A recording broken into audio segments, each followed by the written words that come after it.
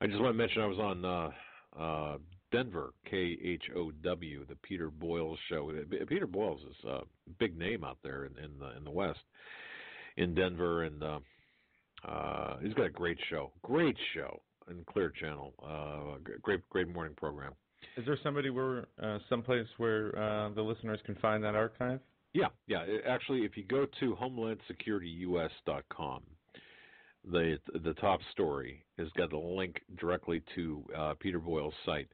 And if you guys don't mind, if you're listening to this, and if you what we talked about, by the way, was I was on right before Jack Cashel. He had Jack Cashel on this morning, so we kind of crossed the paths there. And but anyway, if you so go to HomelandSecurityUS.com and click on the link to Peter Boyle's page, and you've got an option to listen to it or to download it as an MP3. Send Peter just a message if you like what you hear, and tell him you heard the broadcast, you liked it, or just give him some feedback, because that way. I'll be back on the show. I mean, regardless, but the fact of the matter is that he knows people are listening worldwide, and I think or nationwide and worldwide too. I think that's important, because he's got a lot of great information coming out of there. Yes. So anyway. Also, I want to make this announcement. Tomorrow's Friday, so tomorrow Larry Grathwohl will be a guest on the Alex Jones Show. Oh, and I think it's the first time that he's on that show. I could be wrong, but it's the first time I ever remember hearing him being on the show. And he sent us an email saying he was going to be on, and we need to get people to listen. I think it'll be an excellent interview. Yeah. In fact, what we can do is we can put up a link. I've got some web work to do after the show tonight, so maybe we'll put up a link to that. And Larry Grathwohl's been a guest on our show numerous times, and probably will be again in the near future. And he's a really nice guy. He's the person who infiltrated the Weather Underground, the organization run by Bill Ayers and Bernadine Dorn, and also Jim Pera.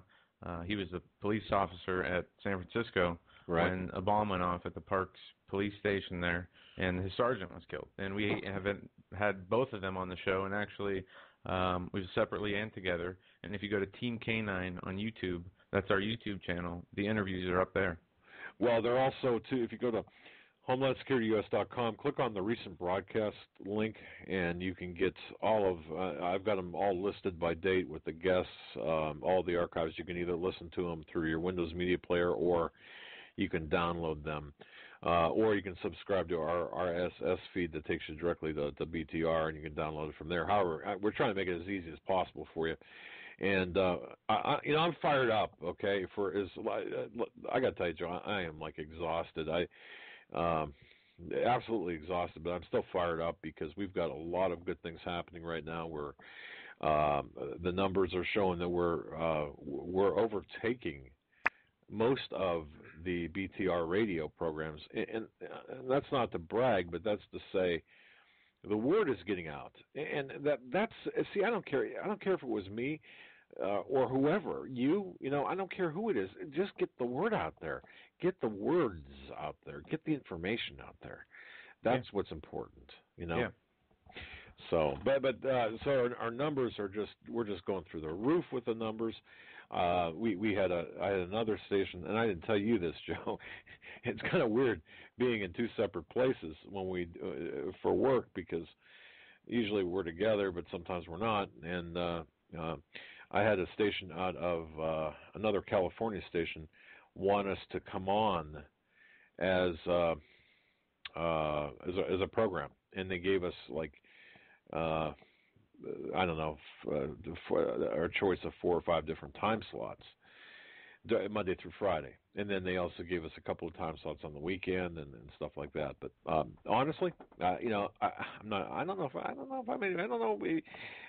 really not that interested at this point. I think the combination that we have here, I think we're reaching more people than if we would go under a syndication type arrangement.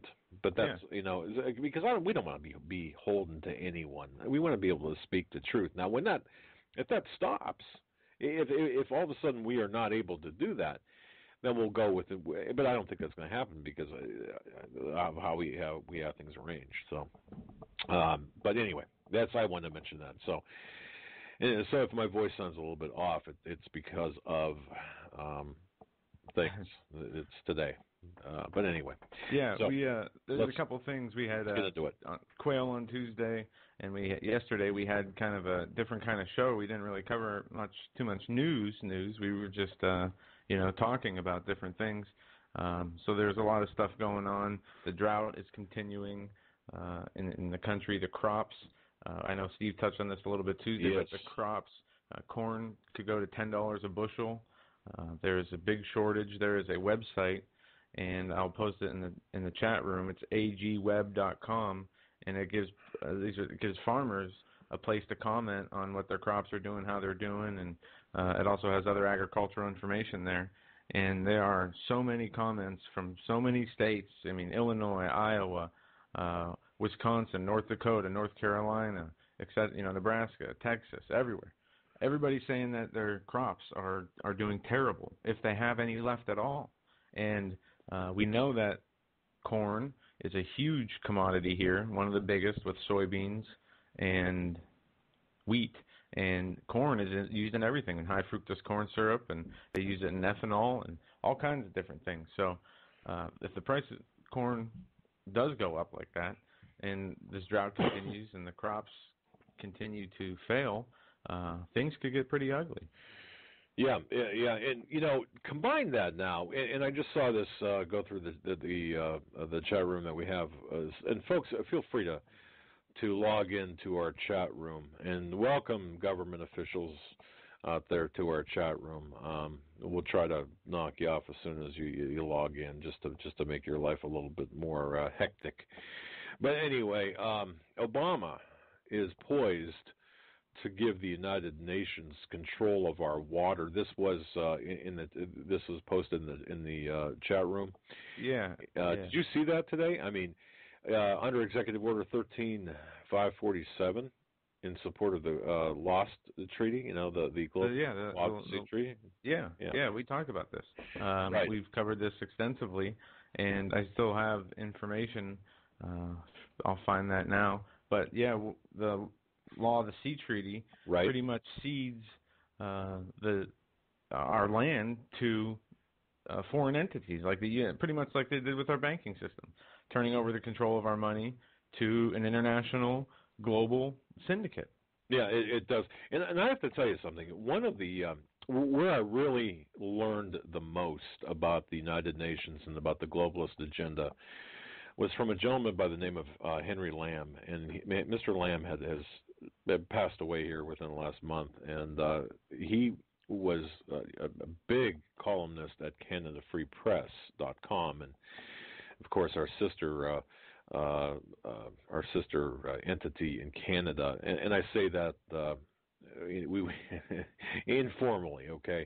They're just like our.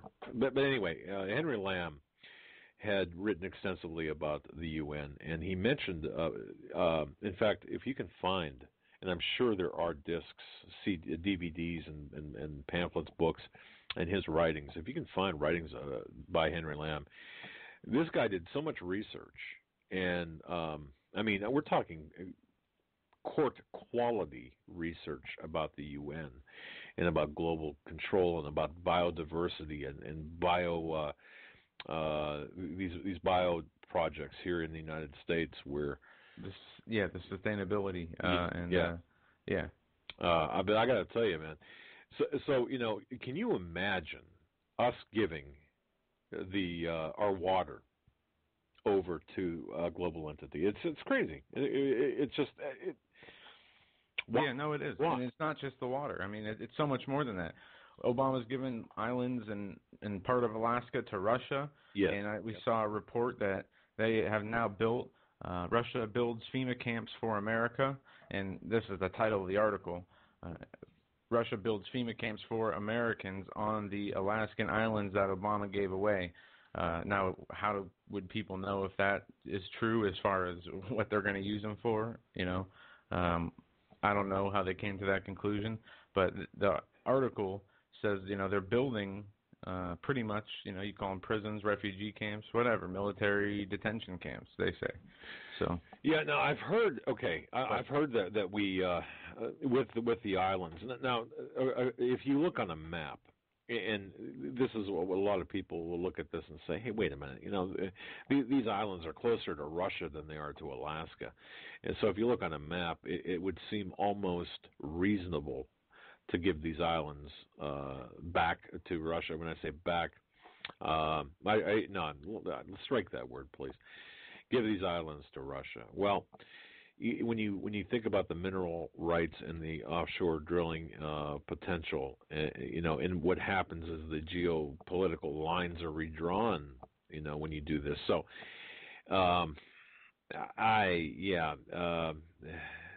boy, yeah. Just think about that, folks. I mean, really. Come on. I mean, as Pastor Begley would say, are you serious? I mean, it's to the point now where it's so overt. These people are in our faces. Yes. I mean, no, it's been like that for a while now, but it is getting much more. They're increasing what they are doing. They're increasing their attacks on every level against every form of person, high class, middle class, low class. No matter what religion you are, it doesn't matter. You're being attacked. They are coming from all angles right now. Well, and don't, folks, do not underestimate what's going on with the Small Arms Treaty, because on the 27th of July, we are going to be a signatory to this treaty, the 153rd nation to sign on to this treaty. And let me back up just a second here and get into the Law of the Sea Treaty. Okay. And what this does is it's a redistribution of resources, and it will put our resources under the new international economic order. Right. And, the underdeveloped nations will have a say, and other nations, that aren't us will have a say in how our land is used, how our water is used, how our resources are used. And we talk about gas. Everybody, needs gas, and just the push for this environmentalism, this Agenda 21. Oh, of course. Exactly what it is. This global sustainable development, and it is just like everything else that the government is doing. Total control at the airports, total control of surveillance on everything, total control of the land, total control of you and your property. It's just total control. And look how now they're going after the guns. Look at Chicago. Look at New York, where they have gun bans in the city. There's more people murdered there each weekend than anywhere else. They say it's one of the police sergeants said, let me find a quote, but it's worse than Syria. It's worse than Iraq. It's worse than Afghanistan. It's ridiculous. Yeah, you're exactly right. We've got, there's actually, and I saw figures on this, there's actually per capita less handgun deaths in Iraq right now than there is in Chicago. And I've got numbers to back that up. I just don't have them handy right at the moment, and that's based on a 3-month a period of time. And I'm not sure if it was the third or fourth quarter of 2010 or the first or second quarter of 2011. I'm not sure. I don't think it was the second quarter. I think it was the first quarter of 2011 or 2012. I'm sorry. Here it is. First quarter this year. And I'll get the numbers, the for sure numbers. But yeah, that's war and the climate change. People are blaming it on the heat. But you see, Rahm Emanuel came out and said, if you want to shoot each other, that's fine, but don't do it. Do it in the alleys. Get away from the children. And they called it tribal war. There's a tribal warfare going on in Chicago. That's what the sergeant said. And you have to ask yourself, what kind of mayor would make a statement like that? Yeah, okay. It's crazy. This guy is ridiculous. He is a Bloomberg, Obama, combined kind of person. These people are destroyers. They are destroying everything. Well, he's a latecomer because of his young age. He's a latecomer to the Cloward Piven strategy and the revolutionary style form of government. But nonetheless, he's a quick study. So Look, Chicago, I'm sorry, but folks, you get what you deserve. You vote him in.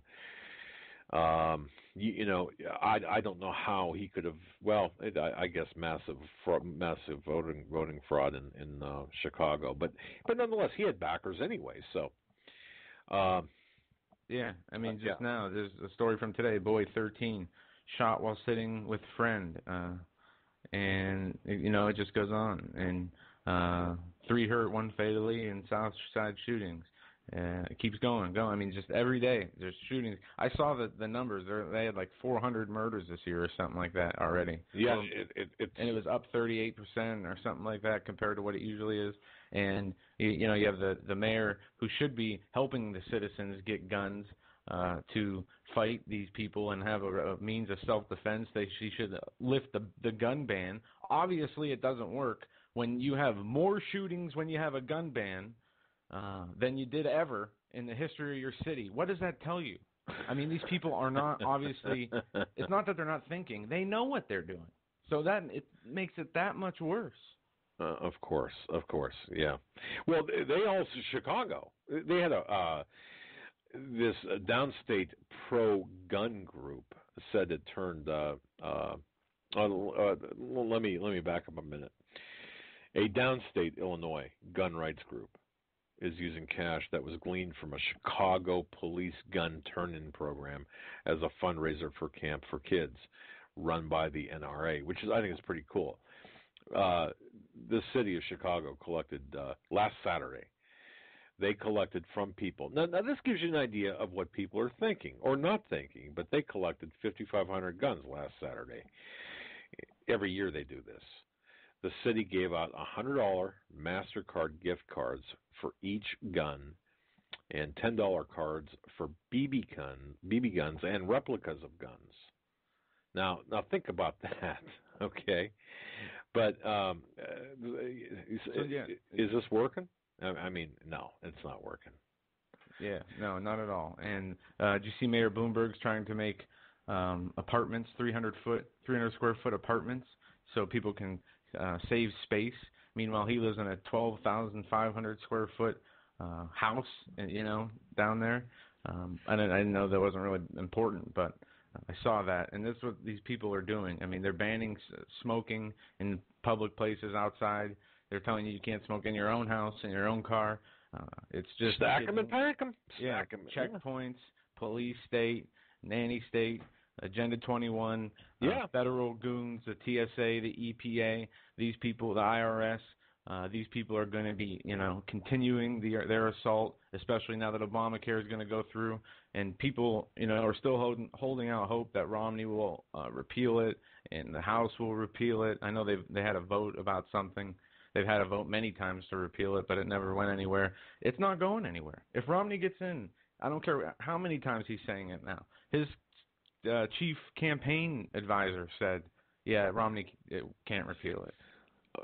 Look, Obamacare in whatever form, the Affordable Health Care Act, whatever you want to call it, is here to stay.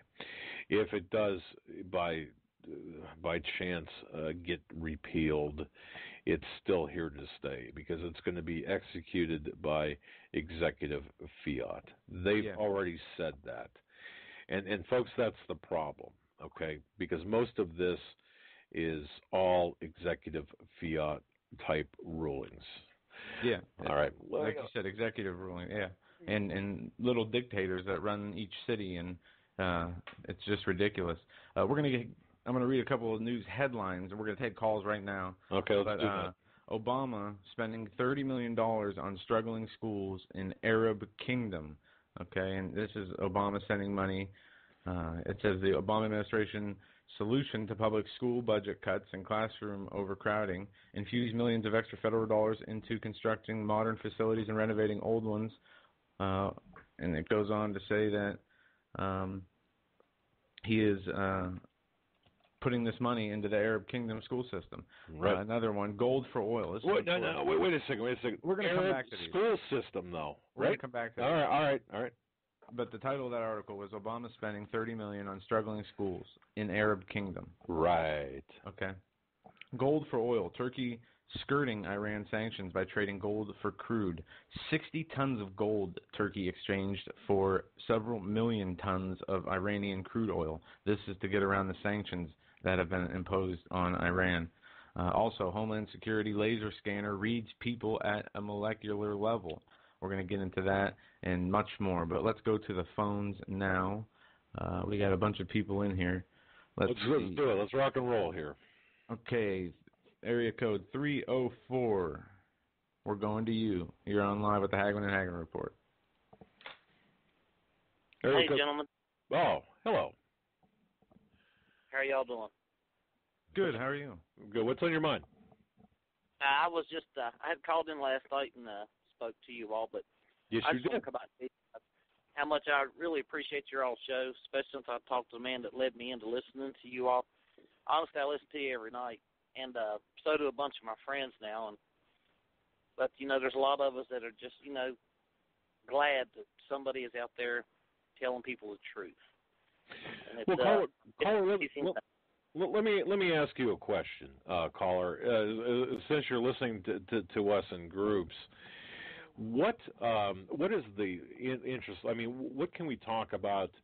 What are you folks interested in listening to or learning about or talking about besides the everyday news type thing? Is there something special that we can get into?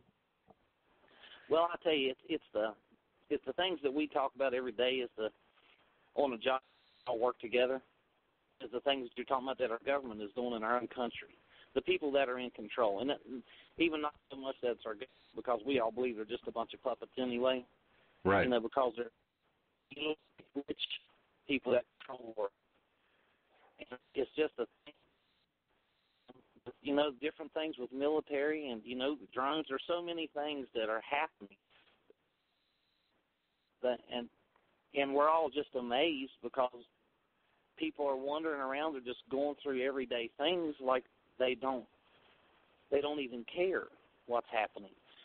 It's a scary thing to me because the youth in our country, it's a sad thing. It's like I'm the last of 11 children in my family. Now, I have 4 children of my own, and, you see where pastors speak about telling people that they need to correct their children or, not spare the rod. They end up in jail. They end up in prison. I'm amazed at our country. We don't fear the Lord. But the main problem about that is, to me, and I don't mean to take up a lot of your time, but, this is where the rubber meets the road. The true believers in God, the Christians, are the ones that's let this country down because they've kept silent. When one woman can make prayer leave school, I don't understand the mentality of the people why we can't stand up. And I have people make, even in churches, I got to be careful what I say because I love the Lord with all of my heart.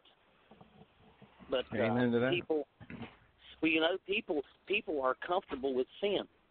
You take a movement of the Holy Spirit in church, people will get all tense, but they'll run home and watch a movie that's killing people, that's slaughtering people, that has a lot of sexual things in it. You see what I mean? That is being comfortable in your sin. It's a terrible thing, but that all the guys we just love knowing what's going on because a lot of us getting prepared and we're doing a lot of things that I don't believe. I read the Bible a lot, and I don't believe that the pre-tribulation.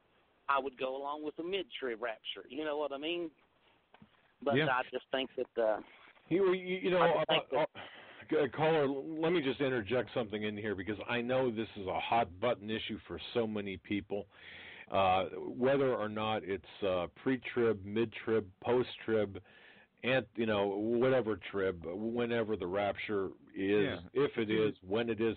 You know what? It seems the arguments break out. Debates, heavy debates that lead to arguments, and it doesn't matter. Expect the best, but prepare for the worst. In other words, prepare for the long haul, regardless. Okay. Right. It should change the way you live, regardless if that's happening or not. That's right. Exactly. That's what I'm saying.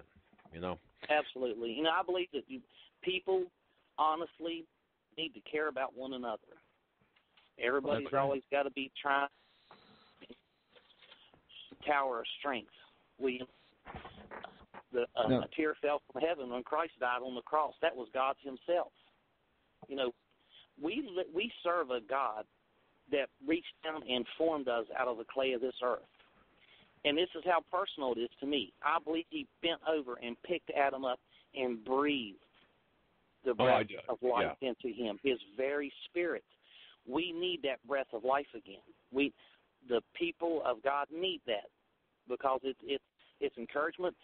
If the believers would stand up, we could change the world. But, you know, I think it's just honestly went too far. There's no difference in us and Sodom and Gomorrah.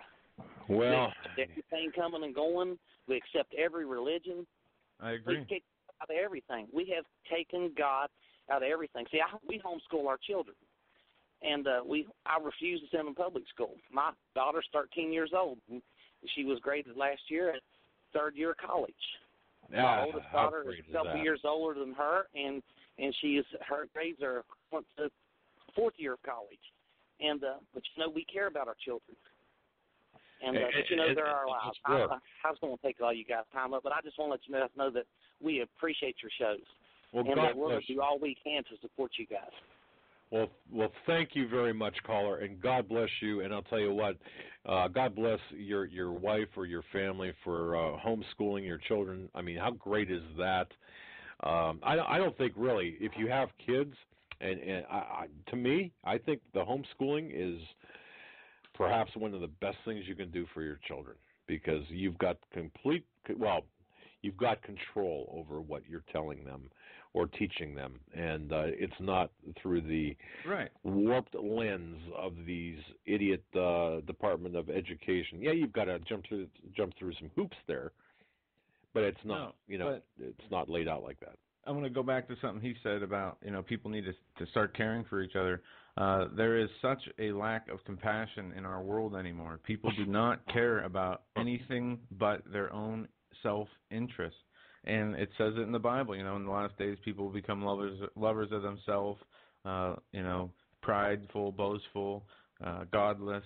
They'll be full of godlessness, and et cetera, et cetera. It goes on. And it perfectly describes the way, you know, most of the people in this country act that we come across, that the people we call the zombies, the brainwashed Americans that don't understand what's going on and don't care to. And that's where the problem is. That it's not that they don't understand. It's that they don't even care to understand. Well, yeah, and I thought of something today, and this fits right in. I remember working the 18 months in in New York City, and we got down to Brooklyn in the Bed-Stuy district down there, which is just incredibly. I mean, it's kind of like a war zone down there, and you know, I remember seeing a couple. A fairly well-dressed couple coming out of Starbucks, making a turn, and they both had these big cups of coffee in their hands. I'm sure they paid $5 a pop for one of those. And actually, and I'm serious, actually stepping over a guy, a homeless man, you know, that had like a cloth bag, or maybe even it was like a hat type thing out there for money. Now, I'm not saying that they had necessarily a moral obligation to help that man, but to step over, I mean, it just seemed cold to me. And you know, again, look, I'm not, I don't know. It just seemed cold to me. But yeah, we've lost that let's care for other people attitude. Right, and it's, you know, our own fault for not recognizing how we were being attacked and manipulated, how our society was being changed to something different than it has been for the last, you know, thousands of years. And, you know, people warned us about it. History has shown us, well, not in this big of an example where the whole world is at the state it is now, and with technology, but we really have gained so much as far as inventions, technology. Think about, you know, how long it took civilized humans to get You know, yes. TVs, cars, locomotives, and then in a short time, so much has expanded since then, and it's given these people the tools to manipulate people without, I mean, indirectly, to the point where they're so brainwashed they don't even know how it's being done and couldn't tell you, and you know, wouldn't even agree with you. Well, you know, and I realized the lack or the total disconnect of people when I received a lot of emails about that LIBOR article I wrote. And I got to tell you how many people have absolutely no clue about the financial rape and pillaging of this country and the entire world, basically.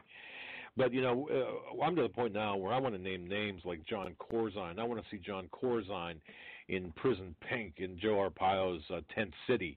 And did you see that Hyman in there? I want names. I mean, seriously, we got to name names, and we have to do something about these people who are ripping us off wholesale and living like kings and living like queens. Yes. This is not a flippin' kingdom where this is not their kingdom, and we're not their serfs and slaves. That's right. And we are acting as their slaves as long as we put up with, go along with, don't call out the evil. If we're complying with them, we are their slaves. If we don't comply with them, we're taking a stand. And I know I'm taking callers' time, but I want to tell you another thing too. I don't, after thinking about this, giving this a lot of thought as well. Look, I don't fly anymore. I'm not going to fly anymore. I don't have to fly. I'd like to be able to fly, okay, because there's places I'd like to go or I have to go to. I don't really relish sitting 12, 14, 16 hours in a vehicle or spending 2 days, in a vehicle to get somewhere. But I'm going to do that because here's the thing that we've got to do. We've got to send a message out to these airlines. And this has been on my mind, too. And this is kind of out of left field, Joe, I know.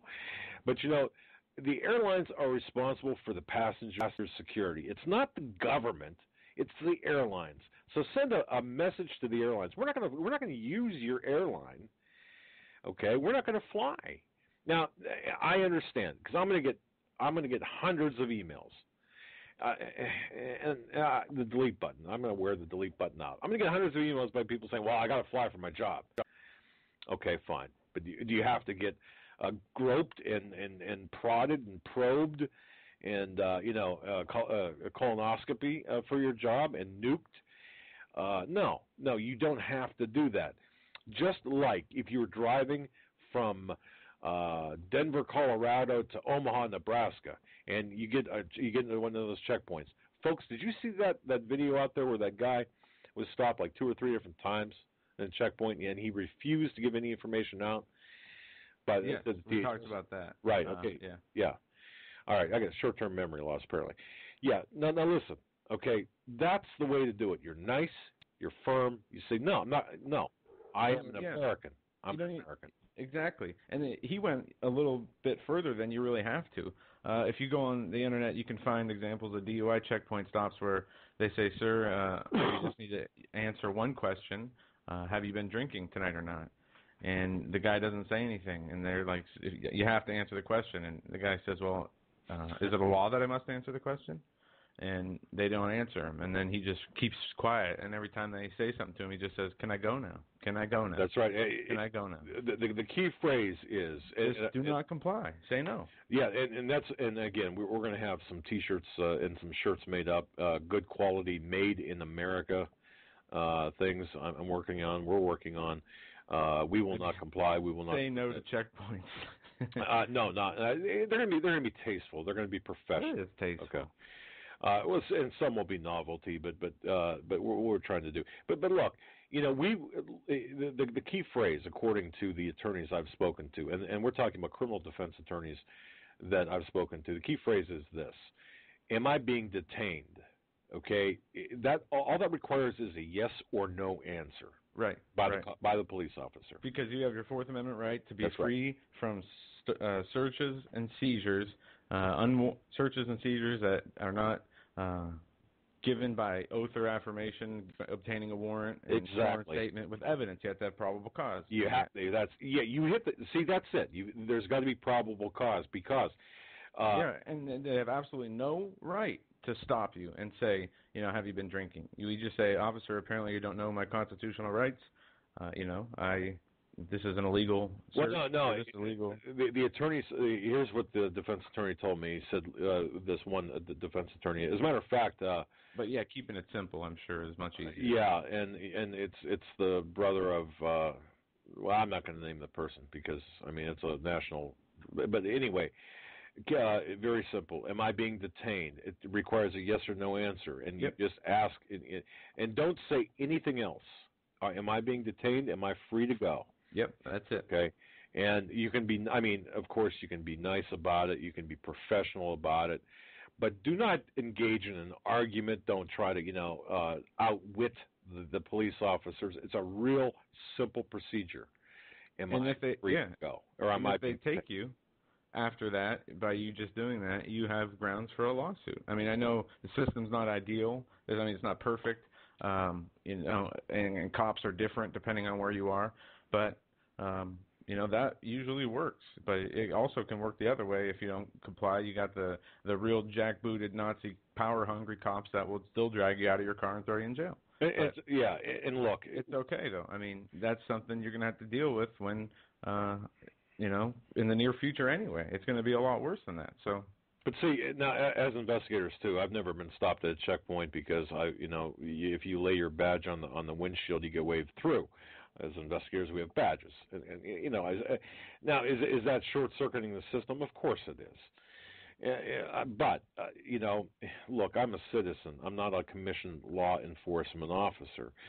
Okay, nor is Joe. We're investigators. Okay, we're citizens basically, unless we're engaged in a work for the court system, which but I'm not going to get into that. But the bottom line is this: very simply, am I free to go? Am I being detained? Am I free to go? And that's just all you have to remember. And don't get into any excessive discussion, talk, arguments, or anything with the police.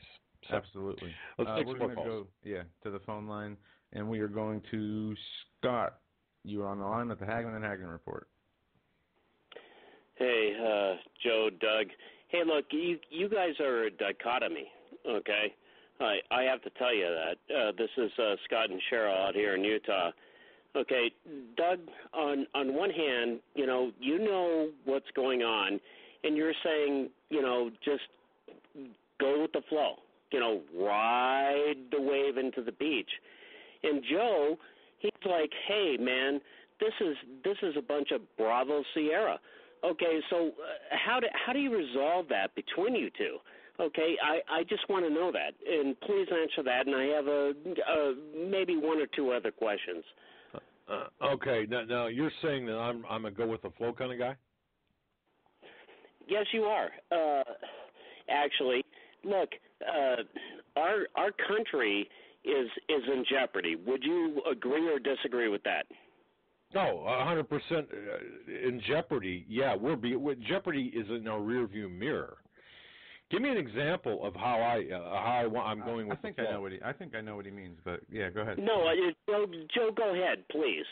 Well, no, yeah, just that the need for immediate change now, the need to stop this thing in its tracks or get as many people out of this system as possible, and do things now, regardless of. I think, I don't know, Dad, if you think things are going. You don't think things are going to get better, but that we still have more time. The urgency isn't really there.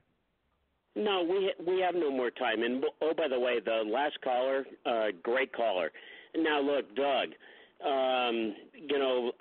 you and Joe, and it's kind of refreshing actually. You guys are, you say this and he says that, and you disagree, and then he says this and he disagrees with that's great. But I think Joe's got a better handle on this. Look, just sitting here doing nothing is not doing our country any good. Do you have any comment on that? Yeah, I'd like an example, caller, of when I've advocated sitting and doing nothing.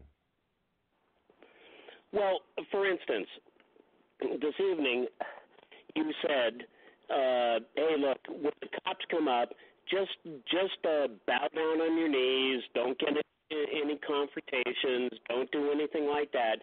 These are things that you have said this evening. I think you. Whoa!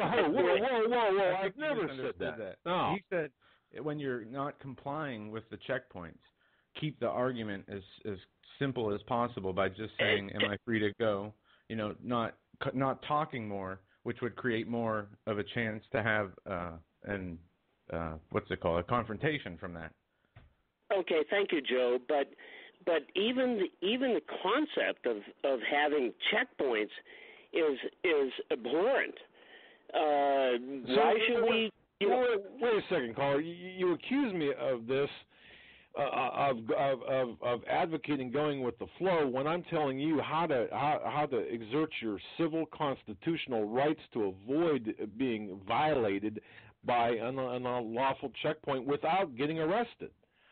Okay, so what is wrong with getting arrested? Because this is our Fourth Amendment right.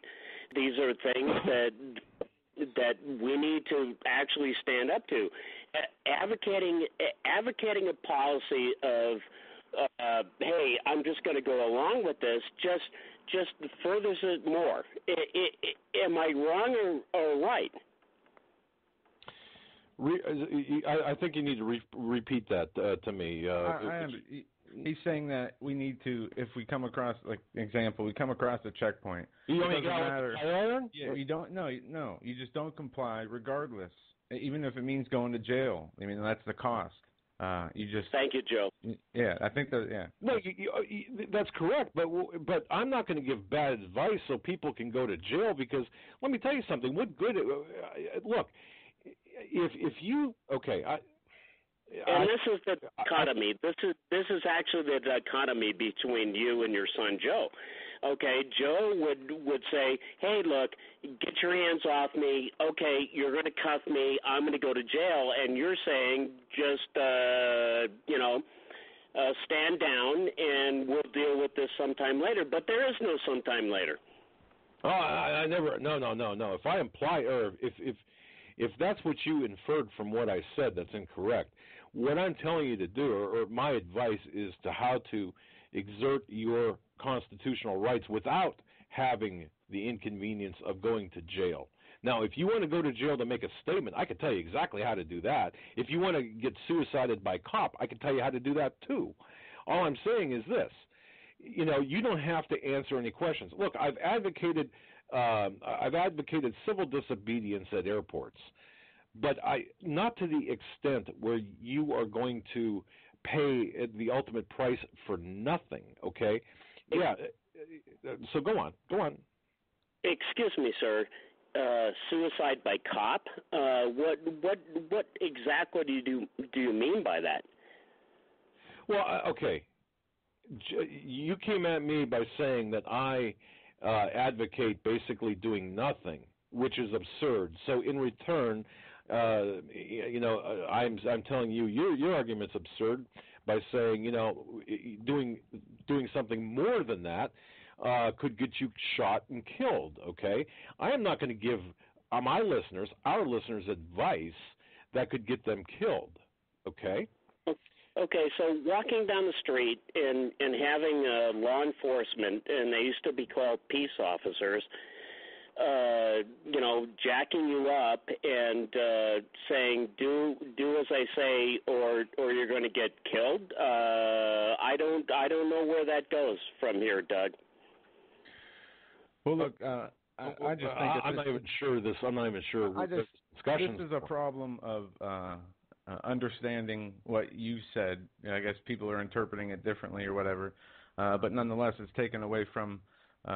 I respect your opinion. Issues. Look, I respect your opinion, Scott. If that's what you feel, okay, all I'm just trying to tell you is it's wrong, because I'll be the first one up there in the front of the line to say, get your freaking hands off my daughter. If I'm at an airport, get your hands off my wife, get your hands off me, or one of us is going to go to jail. And I would urge everyone to do that.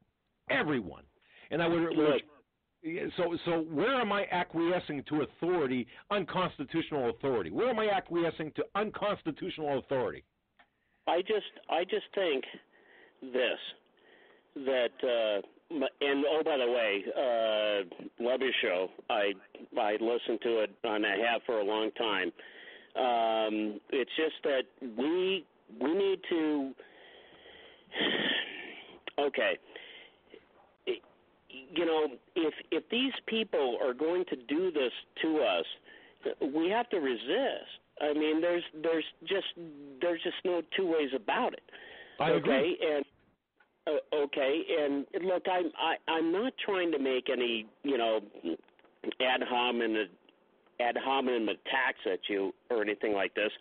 I was just saying that there is a dichotomy, and it's actually refreshing between you and your son Joe. Okay, right. If these people are going to come after us, we cannot just say, all right, I'll just, go along with it, and maybe I can, go to court and I can, sue this guy. I mean, this is, what we have going on here now, as you know, and all your listeners know, is absolutely bananas. Okay, this is not America. You're okay, right. And look, Doug, perhaps you misunderstood me.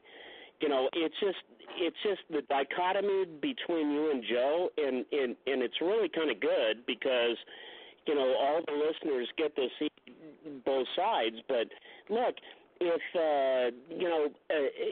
somebody comes up to me and says you're going to do this, and if you don't, you're going to go to jail, and it's unconstitutional. Well, it's unconstitutional, and I think that if it's unconstitutional, we should assert our rights, and I guess that's the point that I was actually trying to make. And I agree with you on that, caller. I agree. Scott, look, I love you, man. I'm telling you, I think we're on the same page. I think I think there's just a little difference of perception here. I think we're on the same page. No, we are on the same page. And look, every night, Cheryl and I, we listen to you, and you know what? We're just like, hey, Doug, Joe, great. You're right on page. But I wanted to call in tonight, and I'm sorry. I never call into any radio station, but tonight I did. Okay. Well, I'll tell you what. Thank you for doing that. And look, I got to tell you, Scott. I have look. I've come a long way because before 10 years ago, I was a rah. Let's bomb the heck out of them. Let's go to war. Let's do this. And right. And I was the biggest neocon supporter in the world, and boy was I wrong. And yes, and look, I understand that. Look, I deal in that world. I'm in the the military industrial complex. When 9/11 happened, I was, going to a company in Columbia, Maryland, and I was outside the NSA. We just passed it, and boom, So look, I'm not your average everyday run-of-the-mill Joe here. Okay, I am worried, as you are and your listeners are, what's happening here, and maybe this is a good thing. I was looking to Steve on your program the other night. Maybe they'll just send a Hellfire missile at my house as well. Well, I'll tell you what. If they start doing that, we're all in trouble. But Scott, look, I respect your opinion, and I want to thank you for. And look, you call and you keep calling and you keep me honest. Okay, you keep both of us honest, please. Yeah. Anytime you have, if we are wrong in a fact, or if you think, hey, Doug's off the mark on this, you call and you let us know. Because I think you guys dropped. Everything got really scrambled there for a second. Okay, look, I don't know if you're hearing me, Doug. Yeah. You're doing a great job, and there's no reason for Cheryl and I not to listen to you. I just wanted to come on and just say a couple things. So anyway, good evening, and I hope the rest of your show is great. I'm going to be listening. God bless you, and tell Cheryl that she's got a great guy on her hands. I'm telling you, I love the caller, and I hope he does call and keeps me honest. Can you hear me, Joe? Yes, I can. All right, man. Yeah. But yeah, no. Look, it's that. I mean, I understand what both. Yeah, you guys are saying, and I understand how this got misinterpreted a little bit, but I also know what he's talking about. But you have come a long way, as you said. There's just 1 or 2, 3 issues that you still just kind of fight me on sometimes, but it's understandable and it's fine. And well, some of we fight a lot more than people think anyway. So that's yeah, I know. But a lot of times that's when your that's how you sharpen your sword is right. And we need that constructive criticism. And sometimes I will call you out on a fact. And I might inside think that you're correct, but I still want you to prove your point because, it's one thing to say something, but without the facts to back it up, or without the sources to back it up, or without the proper authentication, in court how quickly that can go south in our business. Okay, if you say something, if you utter something that you can't back up. Good Lord, grab your ankles because, man, it's coming, and you're going to have the worst 2 hours of your life on that witness stand, and you know that. So, anyway, but I appreciate Scott. We never talk about people, okay, badly about people after their calls. That's the difference between us and other radio show hosts, and we let them make their point, and I think that point is well made. And Scott, if you didn't hear me because we were scrambled, perhaps you'll hear me now. You keep calling, you keep listening, you keep me honest, and I expect that from all the callers to keep us both honest. Well, listen to this. I'm going to break away from calls for a second. We'll get back to the phones. We're coming up against the break in about 5 minutes, so I'm going to talk about this, go to the break. We'll come right back to the phones. Okay. On the front of Drudge right now, Romney narrows VP choices. Condoleezza Rice emerges as frontrunner. There's a poll on Drudge also. I know it's just a poll, but 64% say yes, it's a good idea. Where are my blue pills at? The green ones or blue ones? I don't know, the blood pressure ones, where are they at? I mean, in the political realm, Condoleezza Rice is like a Hillary Clinton, just with different extreme ideals on the other side. And it would just, I don't even know. If it's Romney and Condoleezza Rice, I would rather vote for you. Not that that's an insult, but I'd write in anybody. I don't know. I'd write in. Wait a minute. Yeah. I didn't mean it to sound like No, it's fine. Yeah. I'd vote for you. I would vote one of my cats in before I voted for these idiots. Okay, thank you. Yeah. Or my dad. One of my cats or my dad. Somebody said in the chat room, Alan West. Alan West voted for the NDAA. I'm not too sure about him, regardless of how much he talks. He doesn't walk the walk. I've interviewed Alan West, and look, I don't know what I need an explanation on this. I've got to call Lori Roth because I want to bring Alan West on the show, and I want to ask him on air, why did you vote for the NDAA? Yeah. It's a simple question. Why? Right, and he had to know what was in it. All the politicians had to know because there was so much attention. I'm sure every single representative probably received 1,000 letters, at least a minimum. Each one that's in Congress, they had to. Man. Especially the way that you can send emails to all your representatives with a few pushes of a mouse. Yeah, but do you think they read them? No, I don't. Look, I don't know. But they have to know, what that was about. They had to know, that provision was in there. So, if anything, they could have voted to pass certain things and saying, well, I'm not going to support this part. You take this out, you'll have my support. Right. But none of them did that. So their character is called into question. They actually doing that, I think they should be put in trial and put in jail for treason against the United States for violating their oath of office. One who voted for the NDAA, and I will tomorrow, and I promise our listeners this, that I will attempt to contact Alan West and bring him on. And I'm also going to have, I just haven't had the chance to do this yet, contact Van Hipp, the former Deputy Undersecretary of the Army, and have him on too. And we'll grill him. And look, we want the truth from these people. I don't want to hear a bunch of lies, excuses. I want to know the truth. And if you're going to be a treasonous son of a gun, then, you're out of here.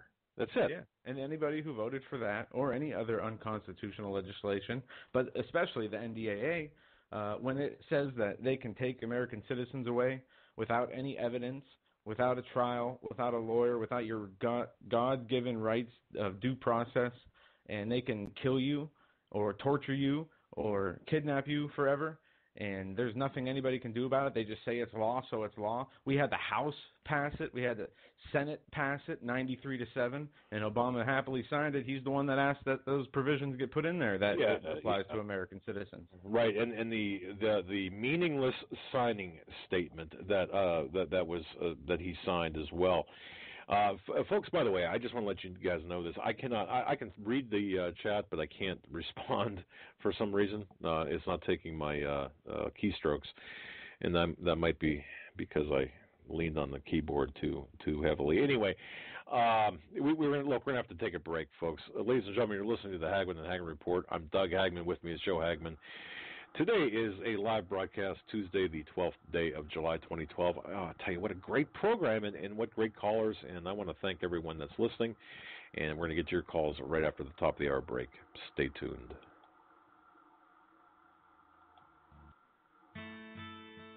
You better wake up fast and listen to this, America. The Obama campaign has launched attack squads disguised as truth teams dedicated to intimidating and silencing all political dissent carried over the internet that criticizes the Marxist Obama.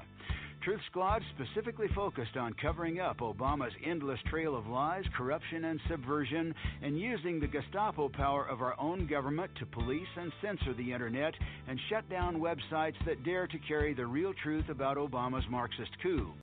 Remember the names of these Gestapo-style agencies at work right there in your neighborhood: KeepingHisWord.com, KeepingGOPHonest.com, and AttackWatch.com. KGB, SS, and Gestapo-style police-state gangster organizations at work to silence the important voices of patriot dissent, some of which have already been shut down by Obama's orders. Adolf Hitler would have been proud. We're the 21st century Tea Party patriots. Hi, folks. Doug Hagmann here. You might know me as the co-host from the Hagmann and Hagmann Report, or as a frequent guest on Coast to Coast AM with George Norrie. If you're like me, you're tired and confused over today's headlines. You just don't know where to turn for accurate, concise information about really what's going on, what's truly going on in today's society. If you don't know where to turn for accurate, well-researched, and properly vetted news, I've got a suggestion. In fact, it's a requirement. Bookmark Canada Free Press. That's CanadaFreePress.com on the internet. It's just not for Canada. It's for news across the world. Judy McLeod, founding editor, has put together a vast array of talented writers like Kelly O'Connell, Daniel Greenfield, Dr. Eileen Johnson-Powell, a lot of guest columnists, very talented writers. Folks, that's Canada Free Press at CanadaFreePress.com. Now mobile friendly. Follow on Facebook, because without America, there is no free world.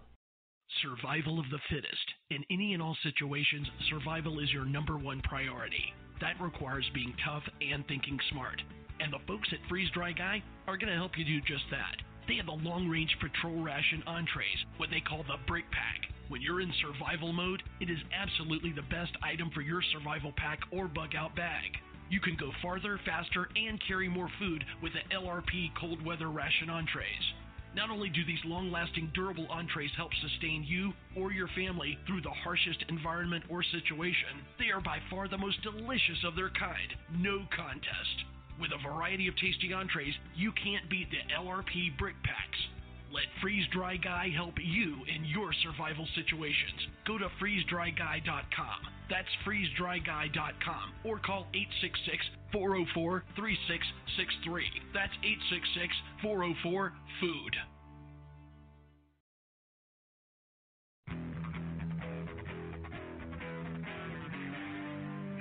Doug Hagmann. One guy that doesn't need a bullhorn to get your attention. You want answers. I want the truth. You can't handle the truth.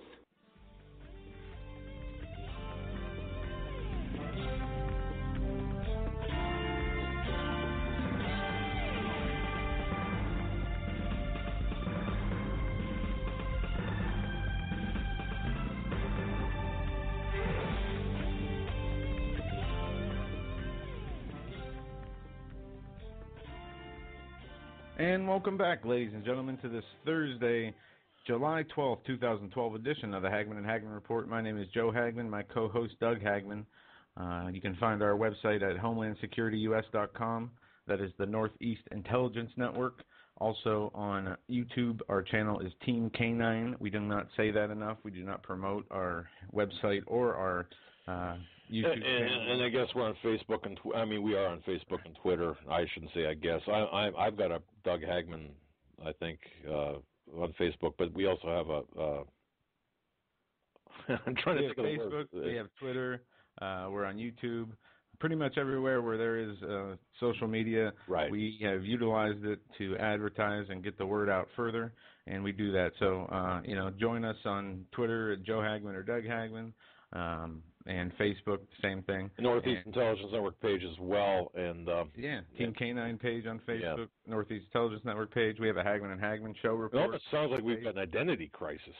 We have lots of things going on, but definitely we need to start plugging the YouTube channel more because we do put some of the rebroadcasts on when we have guests. We put those on YouTube. So go subscribe to that channel and check that out. Also, a reminder to those who joined us late, next Tuesday, the 17th, Pastor Paul Begley will be joining us.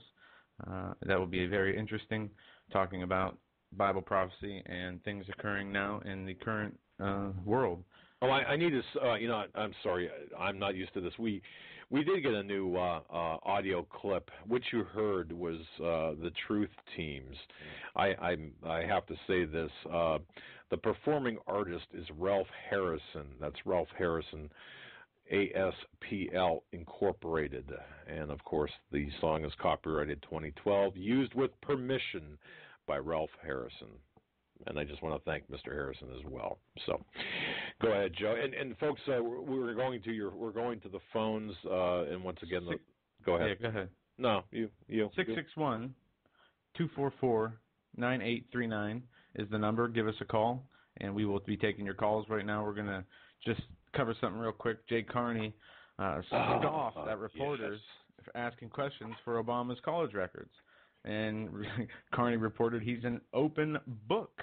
And we have the audio here. It's Carney is, like I said, is a snake.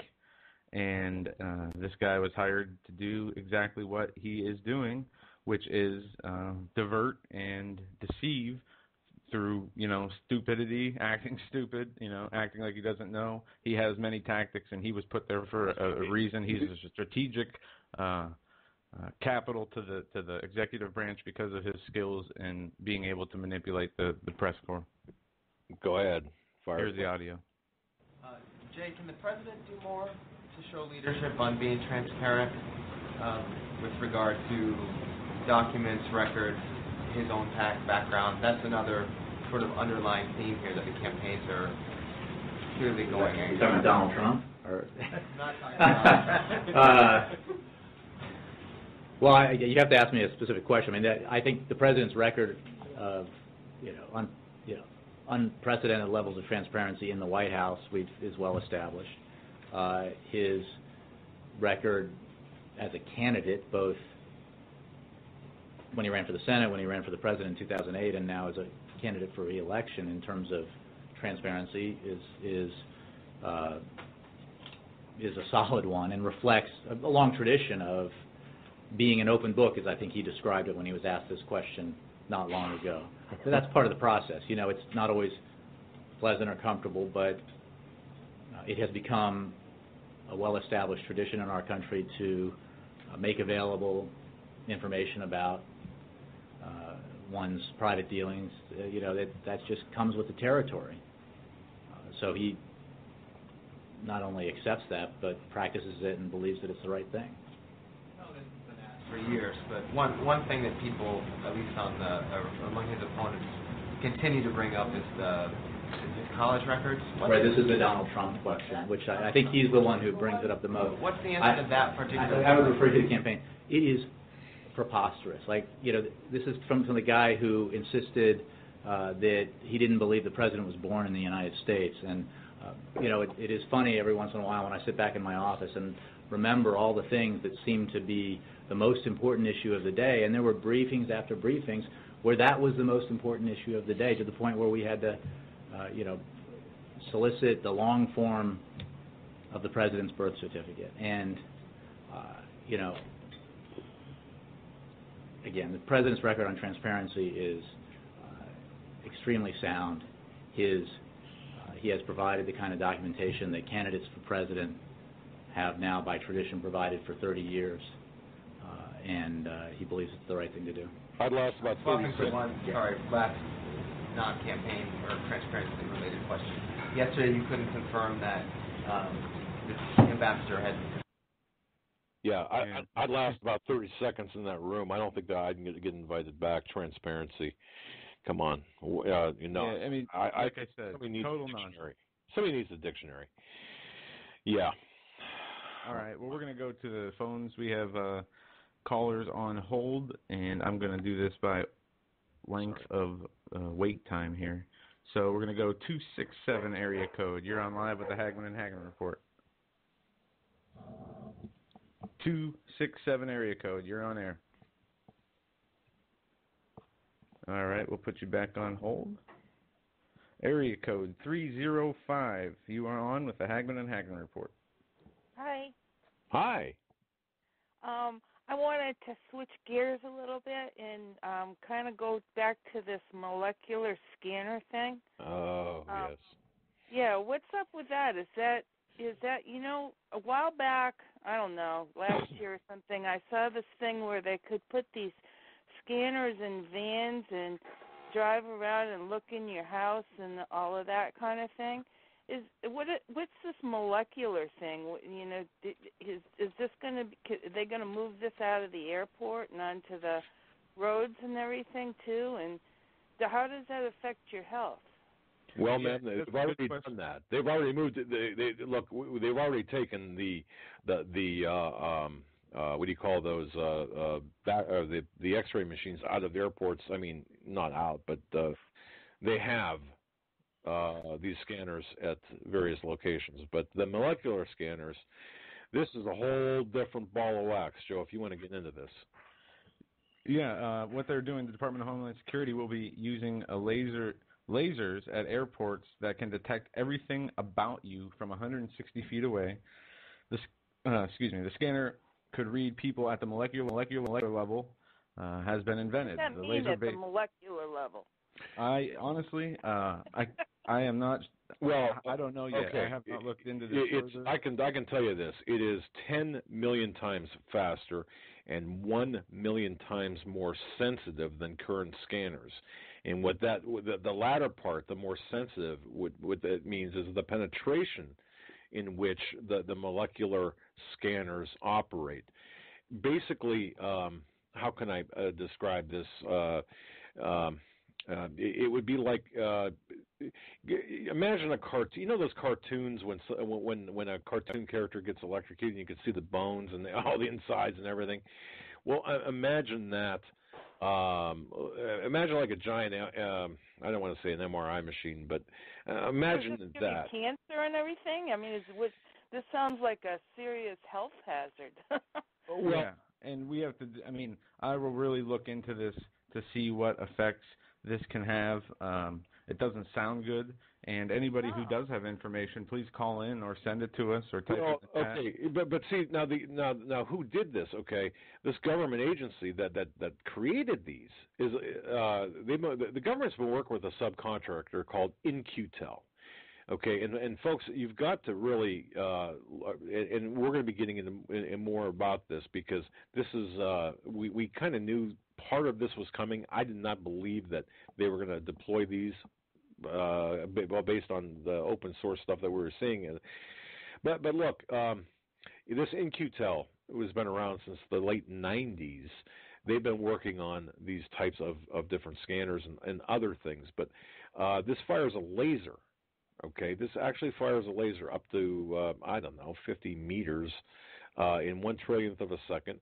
The machine is about the size of I'm trying to think, like maybe a 55-gallon drum, and it was designed initially to test for drugs and explosive residue, but now they can actually go through your pockets, and this is so sensitive it could detect the cocaine on a dollar bill inside your pocket, for example. But and it can even detect certain chemical changes in plant life. That's how big this is. Now, does it have health hazards? Yes. What are they? I am not exactly certain. We have to verify this. Genea is one of the manufacturers, and InQtel is the subcontractor. Yeah, and it was employed by the CIA. Yes. Well, it kind of makes you wonder, could this thing make you zig when you want to zag? Well, I'll tell you what, I'm definitely going to have this on my research. I'm going to have to do this right away. It says the scanner is called... to me, that was like a red alert when I heard about this molecular thing. I'm going, oh, my God. Yeah, no. How do I avoid that? I'm cruising down the street, and I don't even know I'm being molecularized. Well, yeah. These things are not. I mean, Gizmodo, Gizmodo. If you want to, there you go. There's a name for you, Gizmodo. Well, that's actually a website, Gizmodo.com. Oh my God. From 164 feet away, these things will tell you everything about your body, your clothes, luggage, and so on and so forth. But they've got Gizmodo.com has got the information on this. Okay. Okay. So, but we are check it out and let us know. Okay. We'll do. That's a great question, though. That's a great Thanks. thing. Yeah. Anyway, I'm glad you calmed down, and you know what? I agree with you, Doug. I mean, I'm in my 60s, right? And if I get stopped by the police, I'm going to try to be as calm and as polite as I can, and really not say too much, because if it was just me, and I didn't have family, I didn't have a mom that depends on me, and children, and grandchildren, and I mean, I can't. I mean, I'd like to say, I'm going to stand out there and be this great defender of the Constitution, and I'd like to really think I could do that, but I'm not stupid.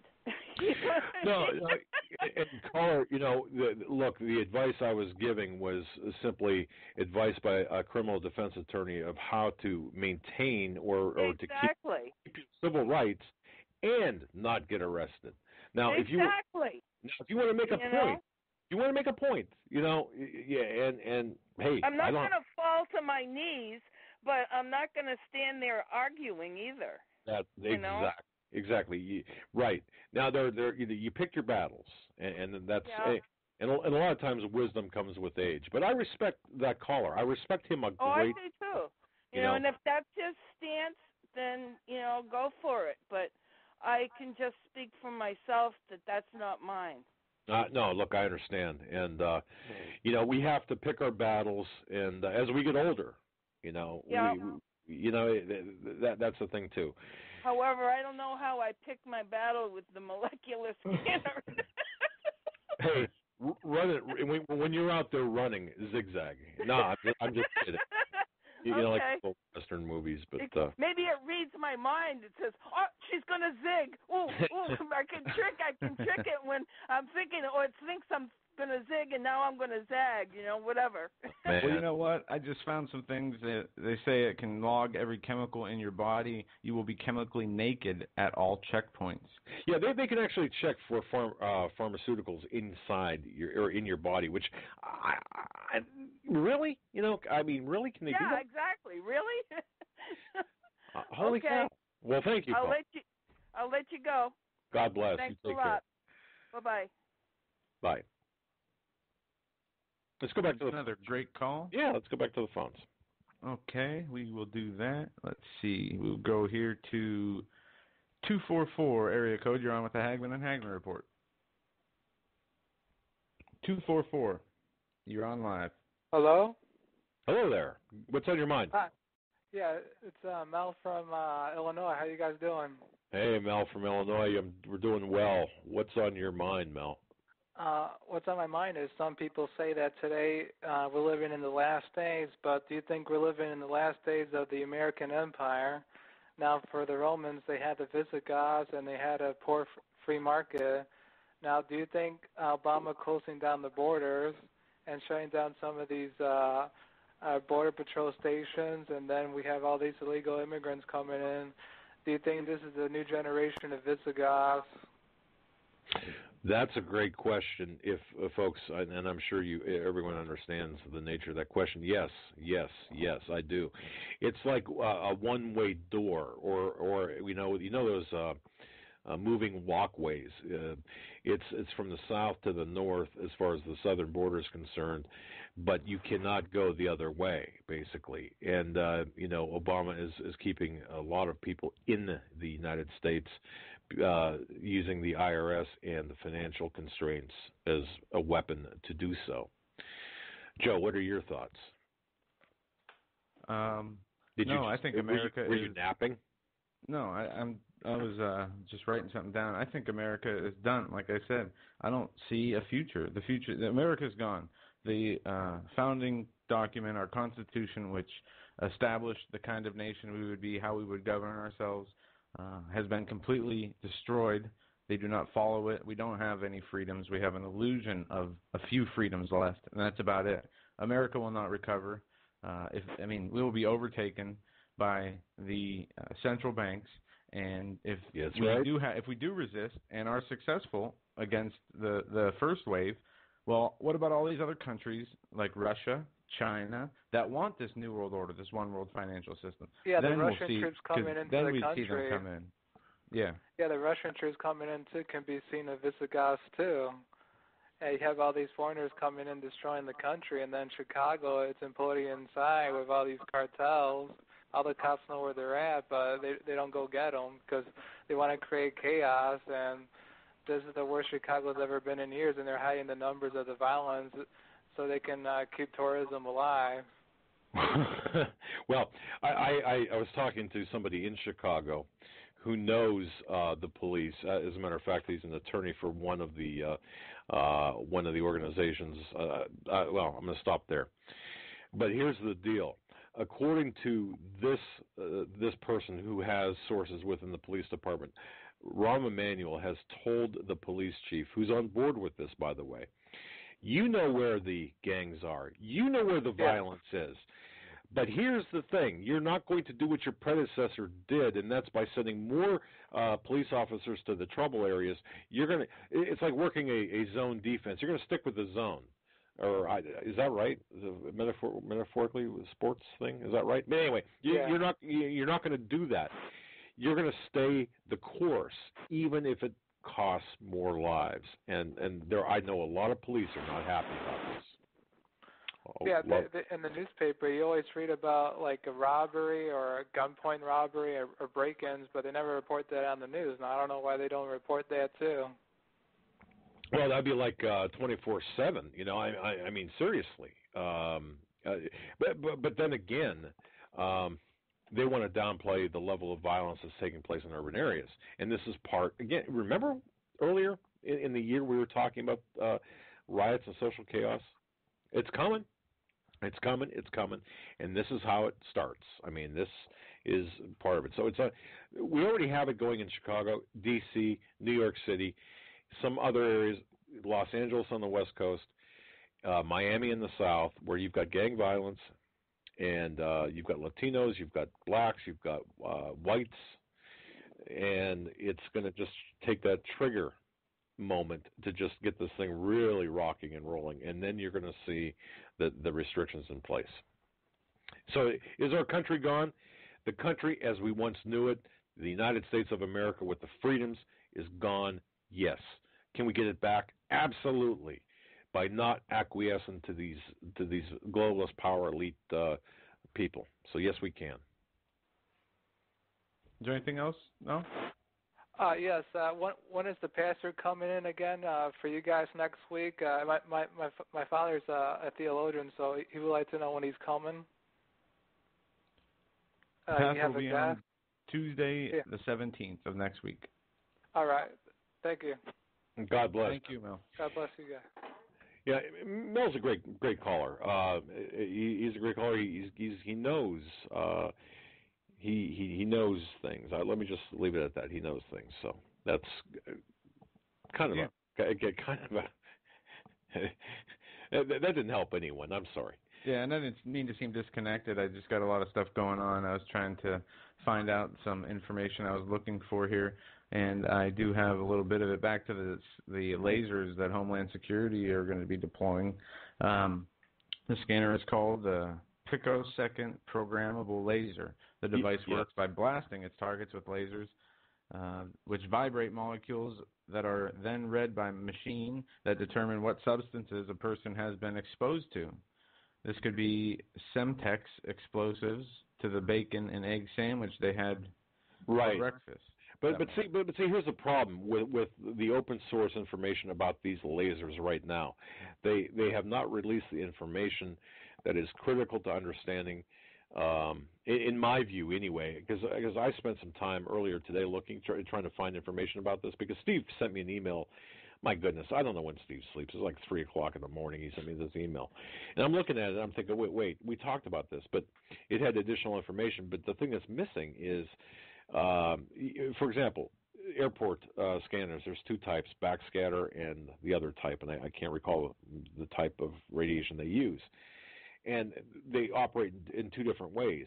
Well, what's missing with these lasers is the information about the collateral damage, the cellular damage. We know how the scanners will damage you at the airports, but we don't have that same information about these lasers, at least not that I've come across it, but we're going to have to look at that. Unless you've got it right there. Do you know how this is going to affect our cell? I just have an article with one source. I mean, it's just one article, so I'm going to have to hold off until I find something all right, well, more supporting evidence. Let's report back on this because, look, we already have these mobile X-ray machines that are going through. I know. In fact, a city not too far from here, Pittsburgh, Pennsylvania, has got a mobile scanner that they use. They deploy with SWAT teams that they can see through houses, and it's my understanding they also have that rolling at different hours and arbitrarily, not just for SWAT purposes. So, yeah, and I heard about that, and actually I heard somebody talking about that, and the response, I didn't know these people, and I don't know how they're talking about the scanners at Pittsburgh that's being put in, and somebody made it up here where we live. You're either a Cleveland Browns fan or a Pittsburgh Steelers fan, really. And they're like, oh, good, let those Steeler fans, blah, blah, blah. And I'm thinking, man. Well, I'm talking about the ones that are mobile where they can actually see through the walls of your house, okay? Yeah, I'm talking about the scanners being on not mobile, but at mobile places, I guess, or permanent places, coming out of the airport, like scanning the cars. Yeah, that will actually scan mobile things that are going. Yes, I understand what you're saying, but this in fact, and I could not believe this when I heard this. The one officer that was talking with my source said that they were laughing because they could tell when people were engaged in, what I'm talking about, okay? And to me, that's obscene. I mean, that whole thing is sick and obscene. Yeah, and it's the total lack of privacy. And we don't have to keep harping on the issue, but the TSA is completely illegitimate and illegal, unconstitutional. Absolutely. Border patrol checkpoints are fine at the border, but when you have them running east to west on roads 100 to 80 to 100 miles north of the border, not intersecting with the border, or roads that even intersect with the border. So the DUI checkpoints, the total police state, I mean, except for cameras being put up on the streets, I don't know what we could do about that besides, if you wanted to spray paint them or something enough times that they'd stop fixing them. But I think that's one area we couldn't fight. But, looking at the bigger picture, I mean, from where I'm standing, it's too late. And people in the chat room have said, don't give up on America and don't give up on. And I'm not giving up on America. I'm not giving up on any of you guys. I'm giving up on the idea that America, as we knew it, as it was, is able to be brought back. Yeah, there's no giving up. We cannot afford to roll over, play dead, and say, okay, we're done.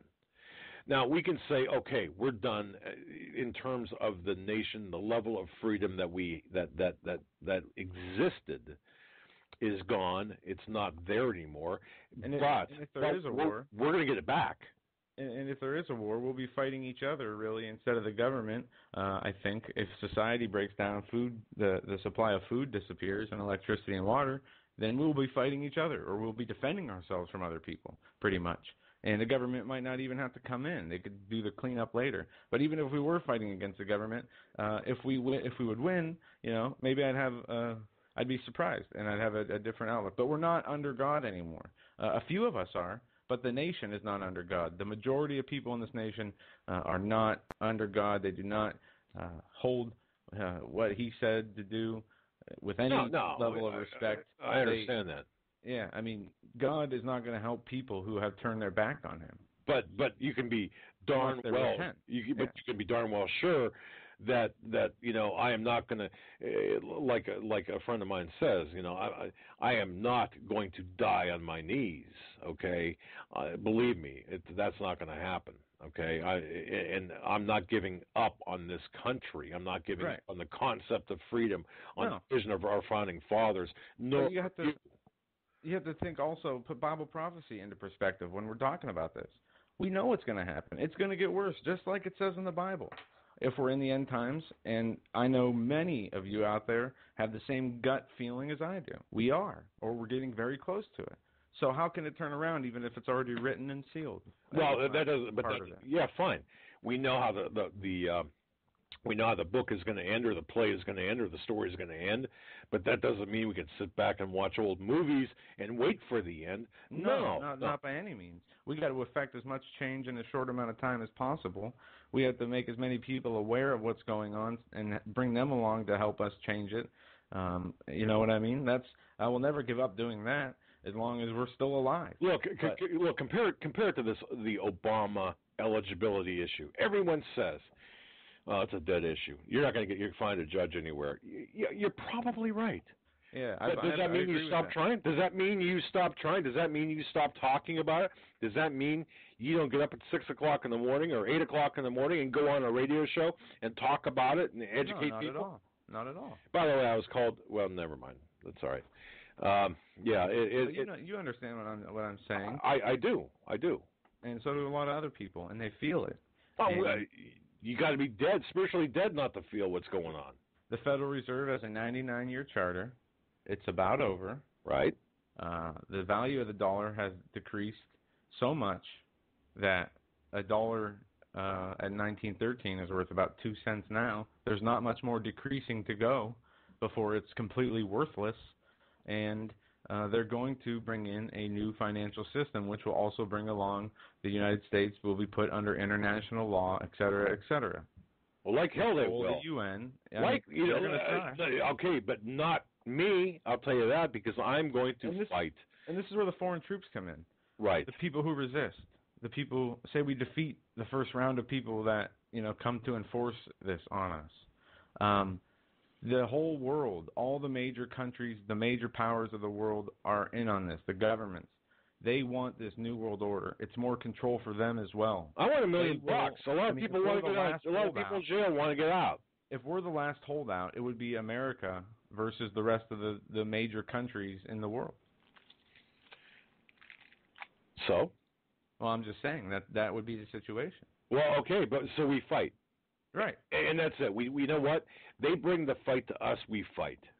Okay? And we pray. And we grow that relationship with the Lord because as the pastor said when he called into the show, and as Steve said, those who are his children will be guided, out of certain areas of distress and problems. I've got no problem carrying a Bible in one hand and an AR-15 in the other. How's that? That works fine.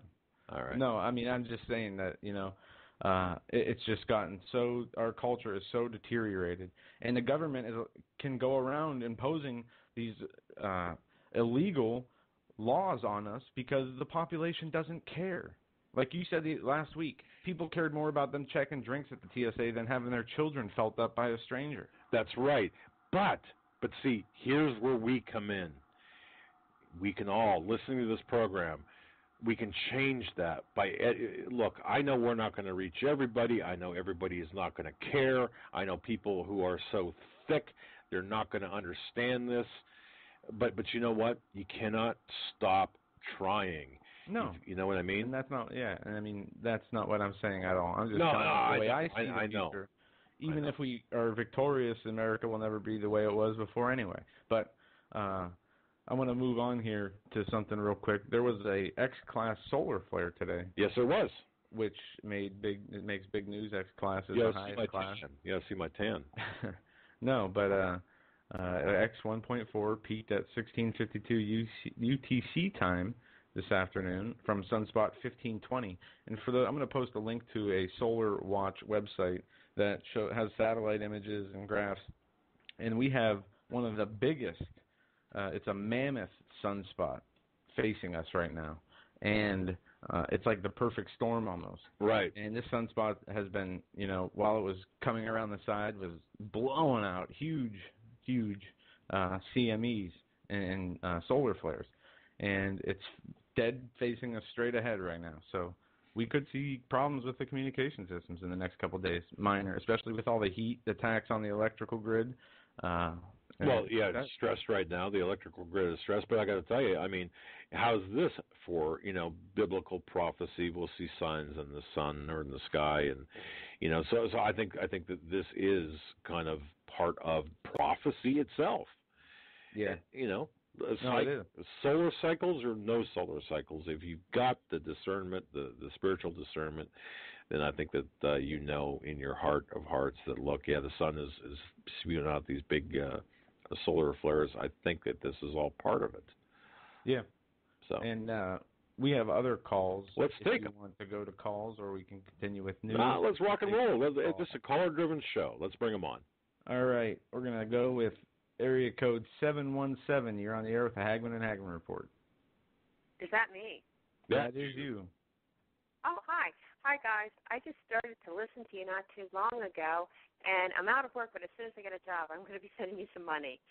God bless you. Thank you.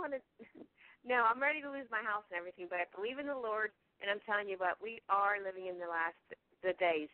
So I'm not worried about this home here on earth. We got one that's coming.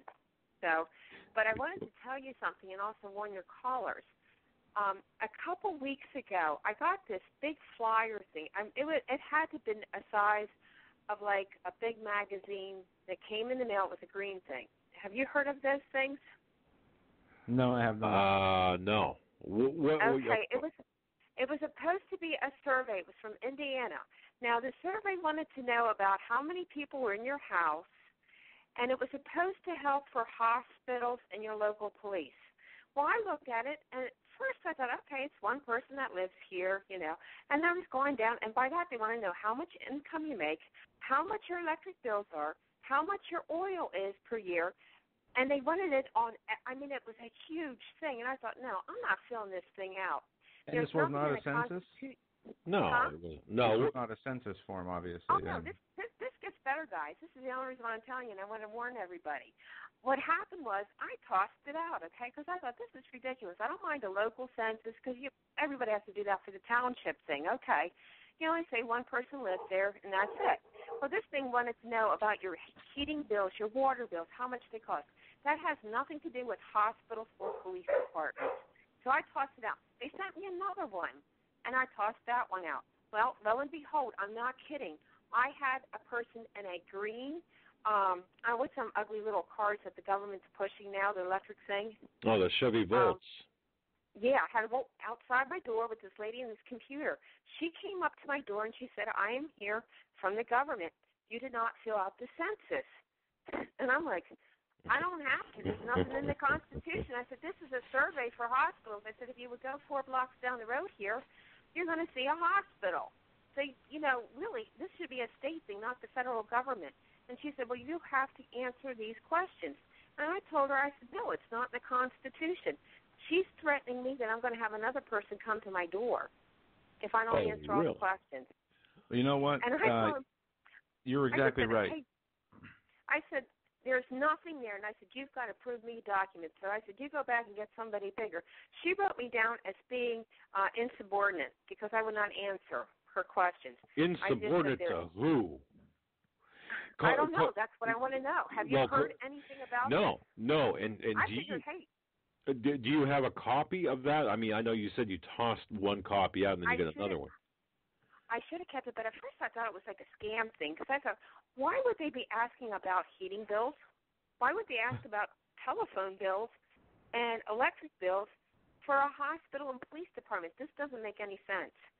So she came by, and I just told her, look, one person lives here, and that's it. And I said, I'm not going to tell you what my electric bill is because that has nothing to do with hospitals, nor does it have to do with anything about police departments.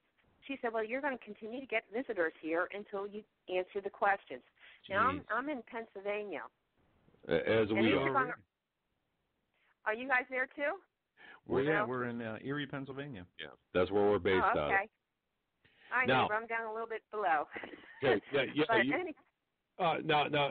but do you remember, for example, the return address on this form or any company? It was Indiana, and that's why that was the other thing. But it had some kind of government seal on it. But she came with her computer and everything. She had her little tag. Okay. She put this tag thing into the computer. Okay. Now, when you say she was with the government, did you ask what agency she was with? I should have did that. I didn't. I was so ticked off because I thought, why in the heck would they even come to my door after this? I mean, I told them, I said, look, if this is just a survey, then put me down as, that percentage that you can't really answer. I said, you'll have 70, 80% that'll say this and 30% says that and 2% undecided, whatever. I said, put me in that category. Oh, yeah. How long ago was this, caller? This was about maybe 3 weeks ago. And I'm just waiting for him to come on back to my house again, and I'm going to tell him to bring back. I told him, hey, you can bring Obama back. I'm not going to tell you what my electric bills are. Well, you're not required to by law. You are correct. The only thing you are I think you have to answer is just how many people live at your house, and that's the main census form that you're supposed to get every 4 years. Yeah, that's the only question you're legally supposed to answer. But I don't even think we're talking about census here. No. I'm talking about something totally different. And caller, what I'd like you to... You know what I think it's for? It's that 21 thing. I'm not sure what that agenda thing, because you know what it is? I have, people beside me, they have 7 people in their home. I have 1. Well, what they probably are doing is checking out to see if my electric bills are higher than the one beside to find out what's going on here versus the person beside or whatever, to start to cut everybody's resources down because, of course, we're going to destroy the earth, according to them. Well, what I'd like you to do, and sir, and I really hope you would do this, is if you do receive another visit, ask for a business card and for a new survey form, and go ahead and tell them, just tell them, look, if you give me the survey form, I'll complete it and send it back in, and also give me your business card, and then contact us, and what we'll do is we will assist you. I mean, don't fill it out, okay? Don't comply, obviously, but what we'll do is we'll find out where this is coming from, and we'll actually get an attorney in your area to find out what's going on here. But also we can make a media think about it. So yeah, because this does not sound right. What about your neighbors? Have they gotten them? I have a friend that lives up in Wilkes-Barre up in there. Yeah. Now this happened to her. The same thing kind of came out to her. That was back, I would say, about maybe a year ago.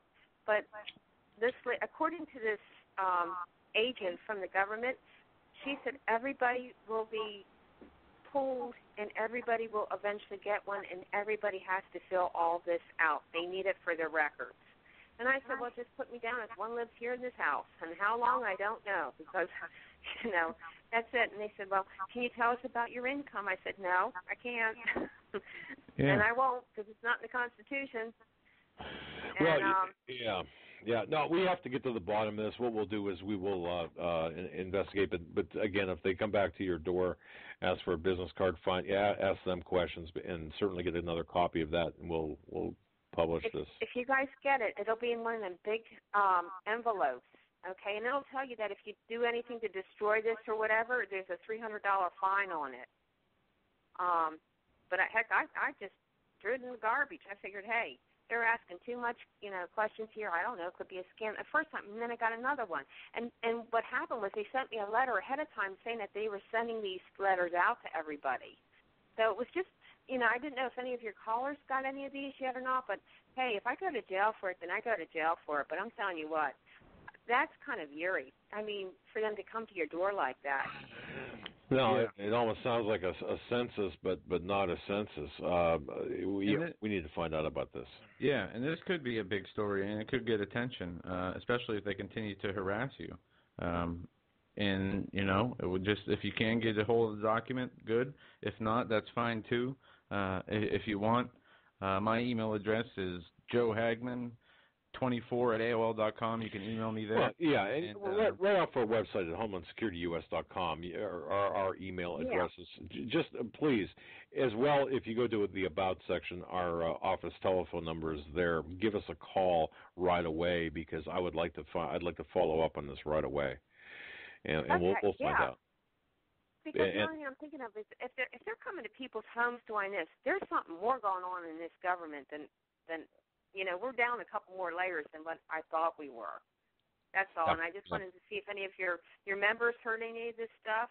And if they have, I don't know. I would just tell them, hey, don't fill it out, man. Make your life miserable. Keep them driving out burning gas. Do you remember, did they ask you in the survey if you owned any firearms? Yes. They asked me about firearms. They were asked, and then I said to myself, well, I'm surprised you didn't ask me if I have any toilet tissue in my house, because I said, I'm sure you're going to ask me that too. And I said, there's absolutely no way I'm going to give you any information about my house. They wanted to know if I could speak any other language other than American. Wow. I mean, it was like... That's crazy. It was so... Sound right. And then not just, like, if I would have had, like, just, like, kids in here, they wanted to know everything about the children. And all this kind of stuff, like, do the children go to a special school? Do they have special needs? And I'm thinking, this has nothing to do with hospitals. And I said to her, this has nothing to do with hospitals or police department. I said, this is a township or a state thing. I said, you guys are in Washington, D.C. You guys can't even take care of that city. So don't think you're going to come down here and take care of our city. No. And you said Indiana. Do you mean the state originating from the state of Indiana or the city of Indiana, Pennsylvania? No, this is Indiana, the state. Okay. Where they were sending all these forms to. So there's something going on. There's got to be, but it is something within Washington, but it was quote unquote a survey. And I said, hey, a survey is a survey. It did not say census.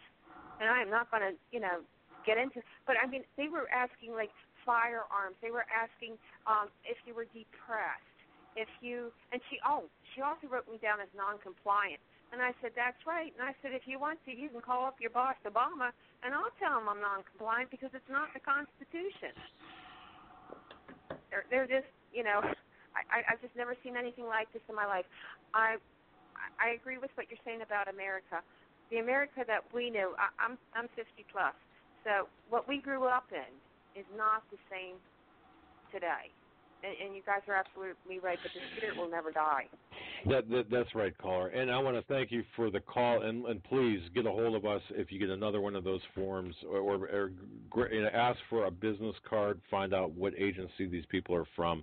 We have a listener who actually had received the same thing. She said it was a 12-page, about 12 pages long. Okay. Oh, it was huge. Yeah, about 24. Yeah, okay. So, I mean, it's like, you've got to be kidding. This is not a survey. So, okay. So, well, next time if I get anything, I'll make sure that I send it to you guys so you can see it. Please do. I mean, I'll drive down there and pick it up.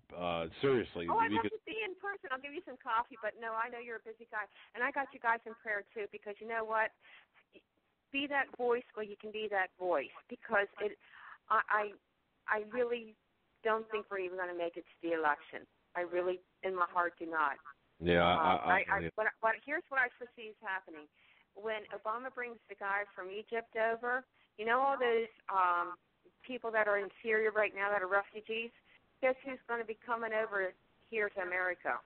And all them empty homes right now that are emptied out from all the foreclosures? What are you saying? Are you saying? What I'm saying is I think we're going to be taking in a lot of refugees. Okay. And this place is going to turn around real quick. That's me. Now, the government don't have to go after you guys. You already know my address, so it don't matter. Well, I mean, I have nothing to lose here. But I'm just saying that that's what I foresee is going to happen, and I think things are going to happen pretty quickly. I just don't foresee us even making it to the election. No, I have to agree personal. with you. I agree with you as well. Yeah, at least something's going to give. Do I have documentation? Absolutely not. I wish I did, but it's just a gut feeling. No, I said I think you're right that something is going to give before the election, whether it be the economy, a war, a false flag attack, that will make things a lot different in September, October. Yeah, this man is not going to walk away easily, not with his ego. No, I agree with you on that. And caller, look, please do us a favor. Take care of your household. Take care of what your needs. It's generous of you to say Hey, first paycheck I get, I'd rather be paying you than Uncle Sam. Don't worry, it'll be coming your way, and there's a couple other people on my list. God willing. Hey, you just take care of what you need to take care of. No, I'm looking at this as boot camp because you know what? We got to get out of our comfort zone. We got to get out of this comfort zone because you know what? People have no idea about what's ready to come. You're right about that. Yeah. I'll second that. Yeah. But it may be a while, but thank you. It'll be on your way there, dear. God bless, and I got you guys in prayer. Thanks again for taking my call, but I'll get you that information if it ever comes around again. Oh, I think we found it. The American Community Survey. I just sent you a link, Dad. This is what somebody in the chat room has said it is, and it could be it. I'm not sure, but Jolo in the chat, if you can look at that site, I'll post the link again, and maybe we could find out if this is the same thing. So we would have a copy of that. Okay.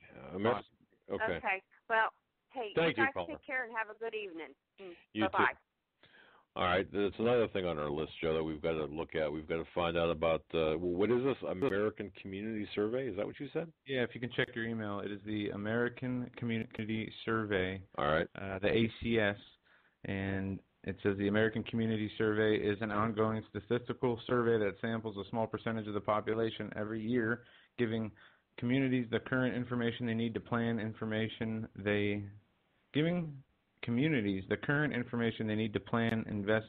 and services, and it goes on. All right. Well, this is something that we're going to have to take a good hard look at and find out where it's coming from. It does sound like it's through the municipalities and counties and local governments for the Agenda 21 type purposes. But before we speak further on it, we will in fact do an investigation and find out where this is coming from.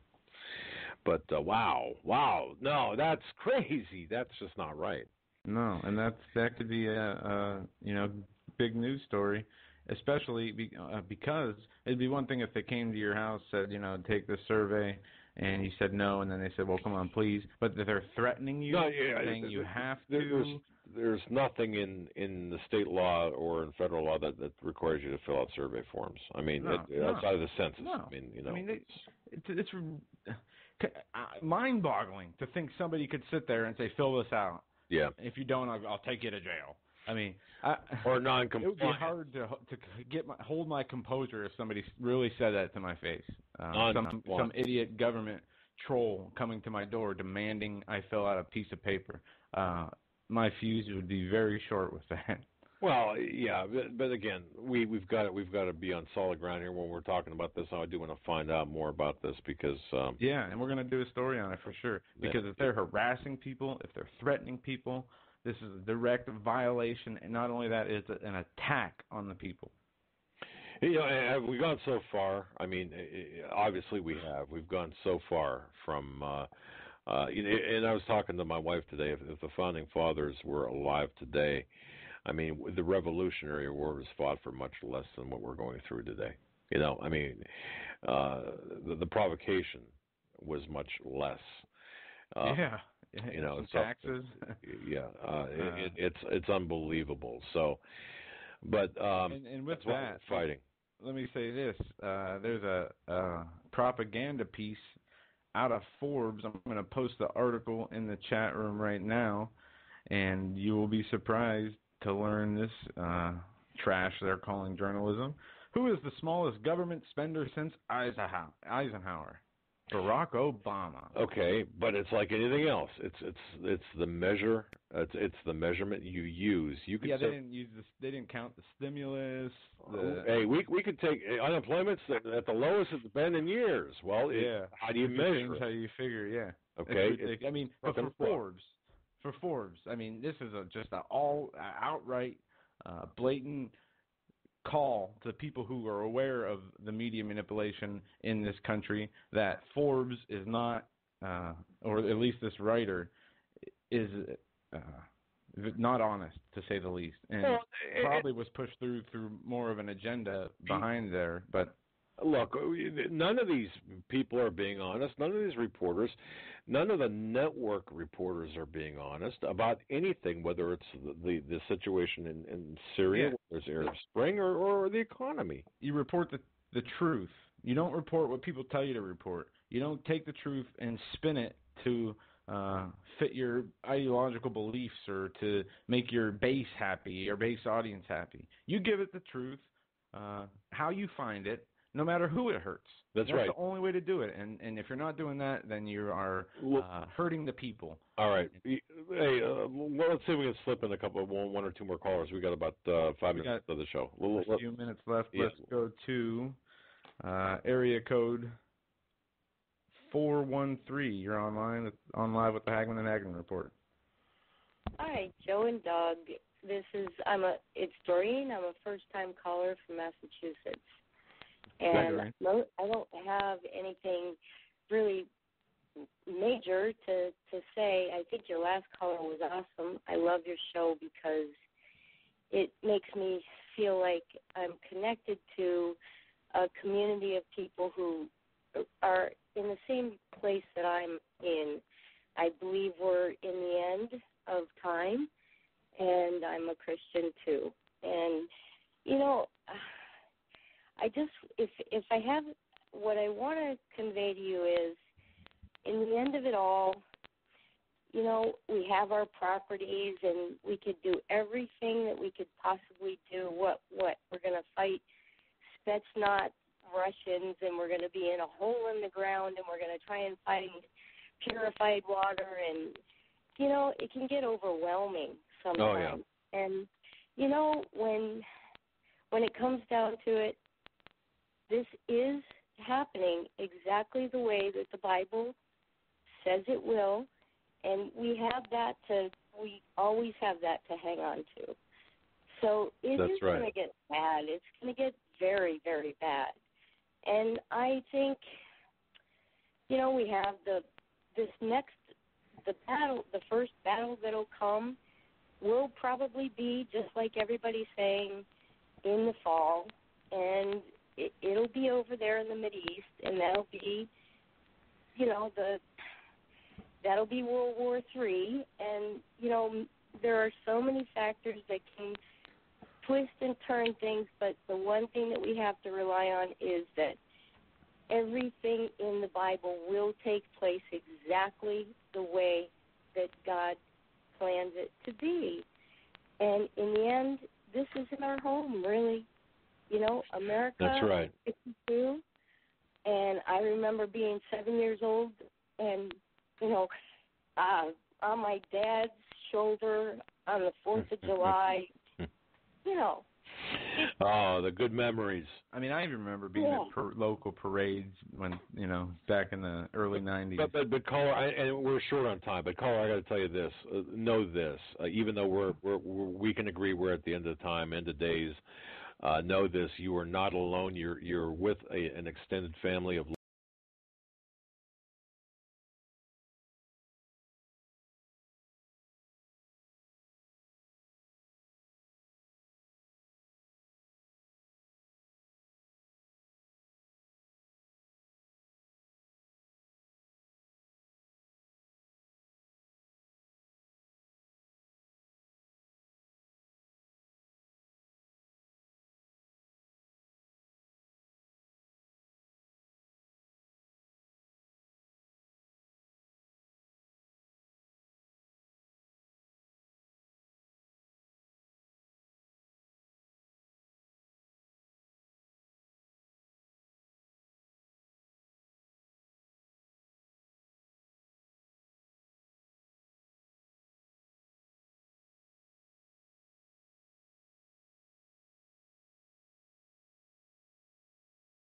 like-minded people, and our hearts we're all on the same page, and we're just we're in this together. You're not alone. Just understand that you're not alone. You guys keep on doing such a great job. Well, God bless you. Keep doing what you're doing. Thank you, caller. All right? You have a good night. Hey, how about you too? Thank you, Doreen. And folks, I'm sorry we did not get to all the calls, but we're at the show, and I've got to tell you, look, we really want to give everyone a platform here to speak, and sometimes we're off on our timing a little bit, and I think I felt that tonight, but. Yeah, and I've been keeping track of numbers so we can when we're taking calls like this we did tonight, I can integrate new callers in there also, and so I know which ones are different. And folks, we're gonna be on live tomorrow again from 8 to 10. So if you didn't get through tonight, I know it could be frustrating, and I am so sorry we didn't get to your call because we're leaving a full bank of callers here. We're leaving I don't know 7. And, if you can, type it. 27 callers I'm showing right now, so I don't know. But type in the chat room, send it in a private message or not, or send me an email with your area code and your name, so I know who it is that's calling, and maybe, if I see that, we'll get to that quicker. Indeed. And folks, we had a great time tonight. I just want to thank each and every one of you for listening to this show. And I think if there's a message for tonight's program, it's that the news is so overwhelming and can be so overwhelming. And things are rapidly changing. Yeah. But you know what? In our hearts, in our minds, we've got to fight the fight. We cannot afford to lie down. We can't afford to acquiesce to the. And I think that's I guess that's our appointed job here, Joe, and that's just to keep the extended family who are of our listeners together. And each and every one of you are so important to us, and we want to thank you for listening. And we're just going to keep on doing. We're grateful, yeah. We're completely grateful for every single one of you guys out there, listeners, people who interact in the chat, people who call in, people who spread the word about the show. People who pray